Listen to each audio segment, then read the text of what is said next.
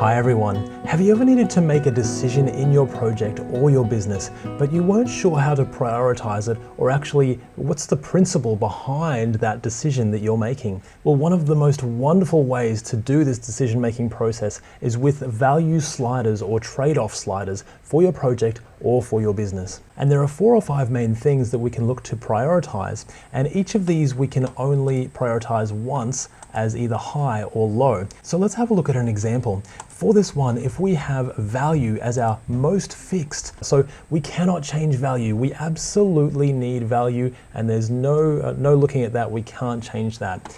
But look at the ones down the bottom which are more flexible and then most flexible.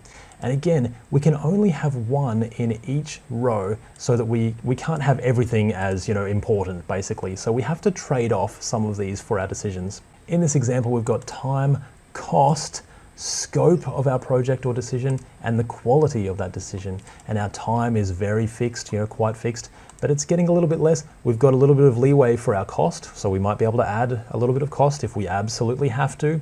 And then our scope, we might actually be able to have a lot of flexibility on our scope and change that up to meet our time or cost commitments. And then lastly, we may have to sacrifice some quality in order to meet our time and cost commitments as well.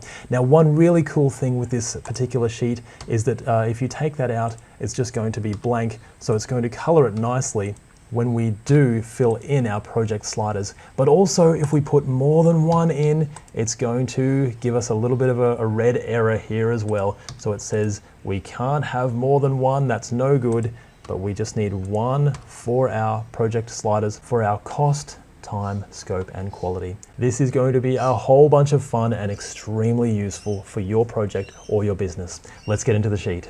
Now, of course, the first thing we're going to do is just do the general coloring and framing of our sheet so that we can get into the really good stuff and the key components of our value sliders and the logic behind it. Of course, our text will need to be white, and what we're going to say is this is our trade-off sliders with a little bit of instruction saying place 1x in each row. And if we just have this and indent this a little bit, now that's going to look a little bit nicer. For our top row, even though it's blue, we're going to go to more borders, and we're actually going to do either a white or a slightly off-white color. And what we're going to do is have one on the top, one in the middle, and one on each side, and click that way. And you may not be able to see it because it's quite light, but if we click OK, now that will stand out for against the blue background, and that's a little bit nicer.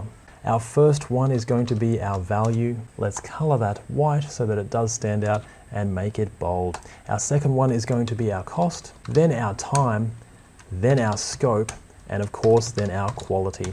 And these are the most common things that we will have to trade off in a project or a business. What we want as well is actually some nice icons to go with each of these, just so that it makes it really catching to the eye. And we're going to say insert, and we're going to go to illustrations and icons. And so the first thing we're looking for is a nice heart, and we can just click that heart. The second one we're looking for are some coins, so we can click some coins. And of course, Excel and Microsoft Office products have these icons built in, and they're just so wonderful and very, very handy. Now, the next one we want is a calendar, and there's our calendar there. We'll just click that. Now, of course, we want a document as well. That's our document. We can click that. And lastly, for quality, we'll have a nice diamond. And if we've got a diamond, then we click that, and we say insert each of these items. Now, this is going to download and insert all of these, but it's going to be the black background for these. So if we right click, and if we say the fill, we want that to be white, now that will stand out against each of our blue backgrounds. And if we just hold shift while we make that a little bit smaller, now it's starting to really stand out. And that is looking really, really cool. Now what we want is our most fixed and our most flexible titles here. Just on the side, put that in the center and in the middle, make it bold, and our most flexible.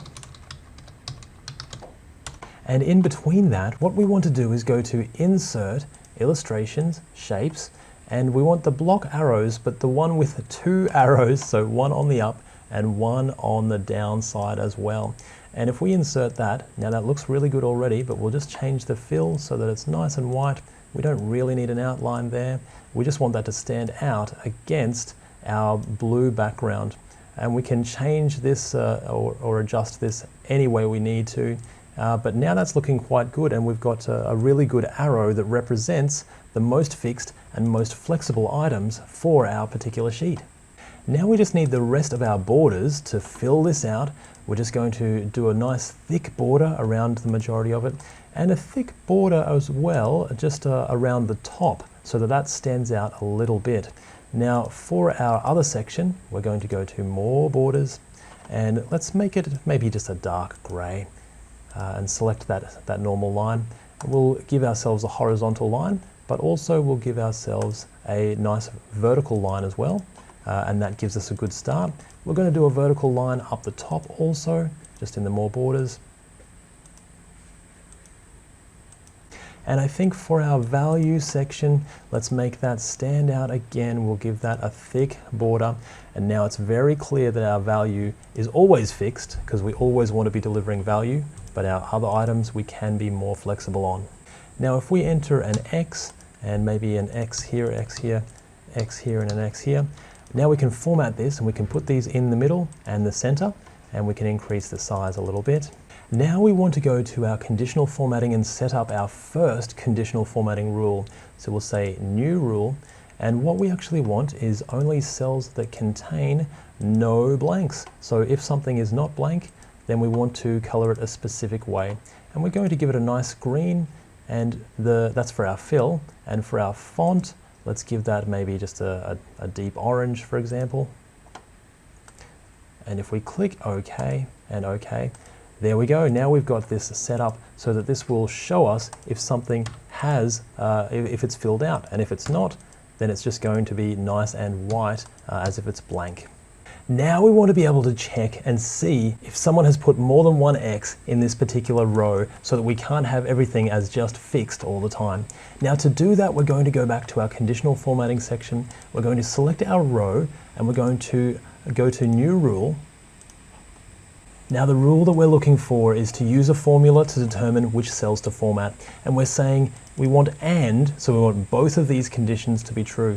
We want if this particular row has an X in it, and if it's got more than one X, so if we're counting those X's and it's got more than one, so in other words 2 or 3 or 4, but also we want that particular X itself we want more than one X, across all of the rows. So if we put this particular formula in, and if we format this and just make our fill, make a bit of an error orange, and maybe a nice gray for the text. And if we click OK and apply, then what will happen is if we put another X in this row, it will actually give us that error color. And if we take that out, it's going to go back to a nice green.